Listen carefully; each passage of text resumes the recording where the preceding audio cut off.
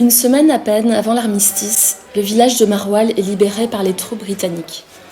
Le 5 novembre 1918, la 25e division, commandée par le major J.R.E. Charles, est sur le point de conclure à Marwal ce que les Britanniques ont appelé la bataille des 100 jours, Battle of the 100 Days. Le 11e régiment des Notts and Derby, le Sherwood Foresters Regiment de la 74e brigade d'infanterie, perdra des hommes à Marwal. Les derniers combats qui vont libérer le Nord sont âpres. L'île est libérée le 17 octobre. Nous avons le témoignage d'un enfant qui a vécu la libération du pays. J'ai vu beaucoup de combats aériens, mais ce qui m'a causé le plus de frayeur, ce sont les avions français qui venaient bombarder toutes les nuits. En quittant la région, les soldats allemands font sauter les ponts routiers. Après 4 ans de conflit, le pays est exsangue. L'Angleterre pour parcourir la terre, les Anglais, nos amis, viennent d'abord à Paris. Pour Marwal, tout commence le 25 août 1914. Les soldats britanniques qui défendaient le territoire autour de la Sambre sont bousculés à Mons et retraitent en désordre de la frontière belge vers Guise et la Marne. Un combat se déroule au pont d'Achette qui enjambe la Sambre. Les Britanniques veulent éviter d'être débordés par les troupes allemandes débouchant de la forêt de Mormal. Ils y perdront plus de 20 hommes. Des Marwalais et Marwalaises, courageux, soigneront leurs blessés. L'invasion allemande a provoqué l'exode massif de la population civile. Belges et gens du Nord s'exilent vers Paris dans des conditions épouvantables. La plupart sont à pied, transportant nourrissons et vieillards, sur d'antiques carrioles tirées par des chiens ou simplement sur des brouettes. Dans la France libre, leur accueil est mitigé, parfois chaleureux, parfois méfiants. Ils subissent le sort de tous les émigrés du monde et de tout temps.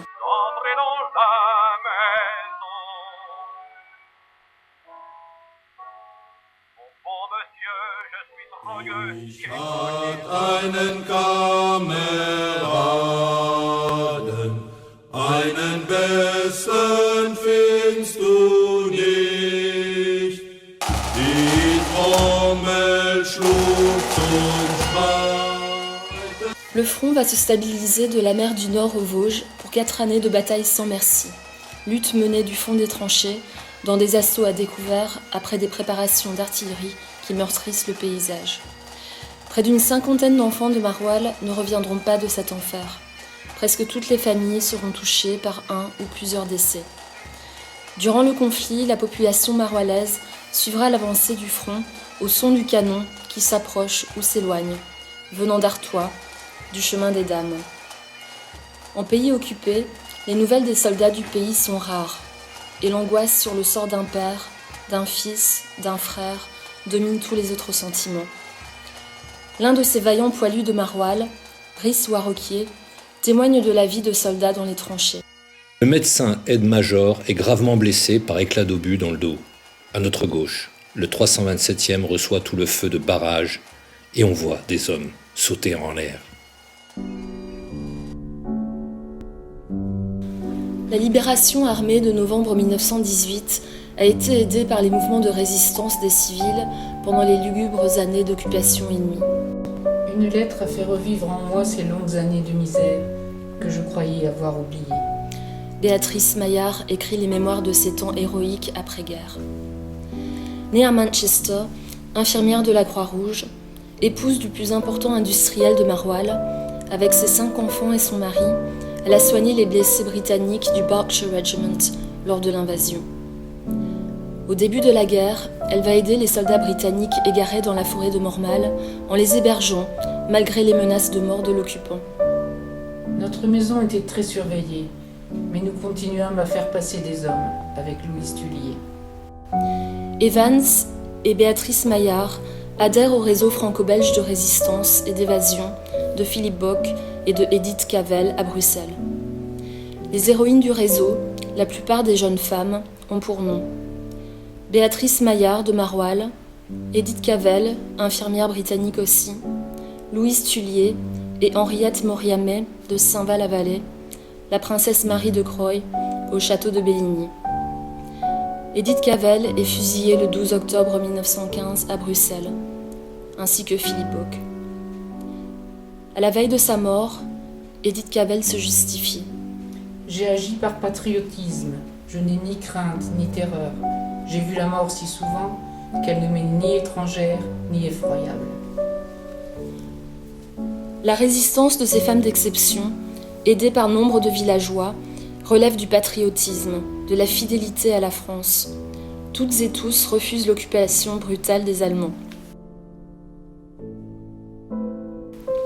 Par exemple, l'obligation faite à la population civile de suivre les enterrements des soldats ennemis, l'arrogance des officiers qui se considèrent chez eux, l'obligation de dénoncer les soldats alliés restés en zone occupée, de ne pouvoir se nourrir qu'avec l'aide alimentaire des pays amis.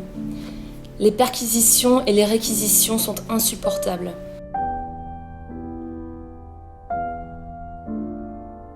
Réquisition des bêtes, des bidons de lait, des marmites, des matelas.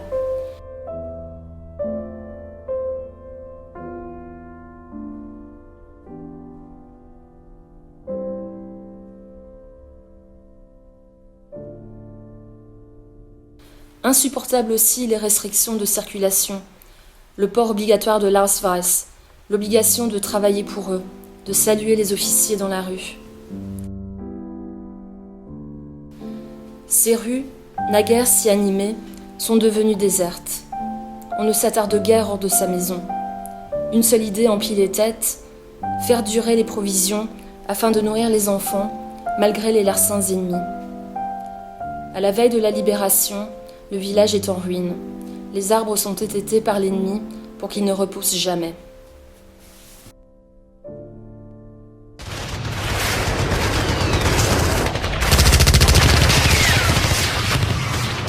En 4 ans, l'évolution technologique de la guerre a modifié la nature des combats.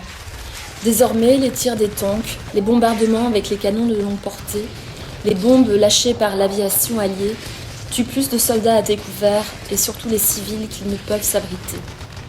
Marwal compte ses morts.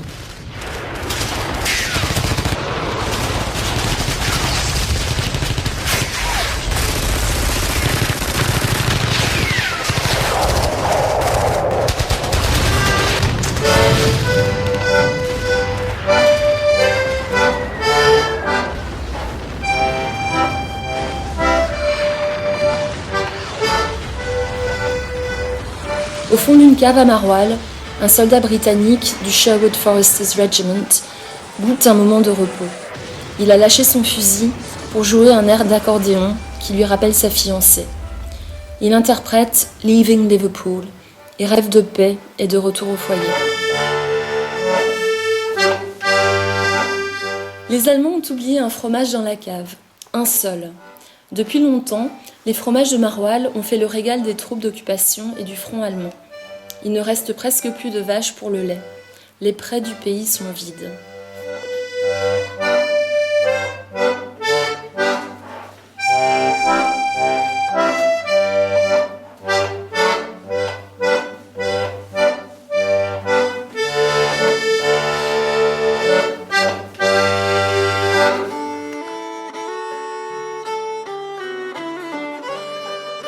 Marwal ravagé est à reconstruire à la force des pelles. Les Marwalais logent chez eux l'armée libératrice après les réfugiés des zones de front des départements limitrophes.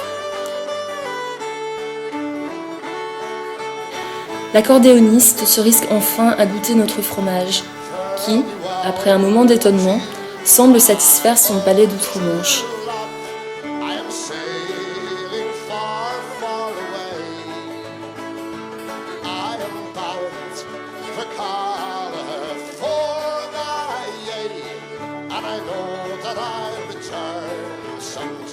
Enfin, il écrit à sa fiancée. My dear Alice, I'm writing to you from a cellar in a village named Marwal, where there is a special cheese. I guess it's the end for the Germans. We are not far from the border between the north of France and Belgium. The battles were fierce. We had many casualties, especially among the Sherwood Foresters Regiment. But today, everything is very quiet, and I have just played Leaving Liverpool, thinking of you tenderly. Your loving husband, Andrew. And they say that she's Marwal commémore le centenaire de sa libération les vendredis 2 et samedi 3 novembre 2018. Durant ces 2 jours, la commune accueille tous les visiteurs qui voudront commémorer ce moment important de son histoire.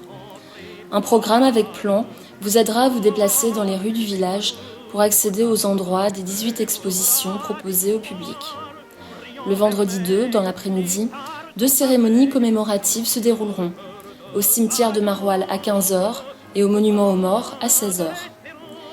À 20h, dans l'église, un concert de cornemuse devrait être offert par le Somme Battlefield Pipe Band. Le samedi 3, départ à 8h30 du pont de Landrecy pour une randonnée pédestre jusqu'à la maison de l'Éclusier à Hachette. Parcours d'environ 8 km avec ravitaillement. Cet itinéraire, le long du canal de la Sambre, reprend approximativement celui des soldats libérateurs. À partir de midi, repas, bivouac, concert sur la place verte de Marwal, sous chapiteau. Au menu, le repas offert aux soldats britanniques pour la fête de Noël 1918. Inscription obligatoire en mairie. De 14h à 16h30, vernissage des expositions, dévoilement de la plaque commémorant le passage à Marwal du roi d'Angleterre George V en décembre 1918 et plantation de l'arbre du centenaire, un lance-cahier. De 16h30 à 18h30, cycle de conférences et dégustation de fromage de Marwal et d'Asiago. 20h, en l'église, soirée-concert, offerte par l'harmonie municipale et plusieurs chorales de la région. Spectacle-lecture par les enfants de l'école. Marwal et Landrecy se sont associés pour organiser ce centenaire. Les mêmes jours, Landrecy propose aussi une série de cérémonies. Le lendemain, 4 novembre 2018, la commune d'Ors, à 10 km de Marwal, commémore la mort, 100 ans avant, du poète britannique Wilfred Owen.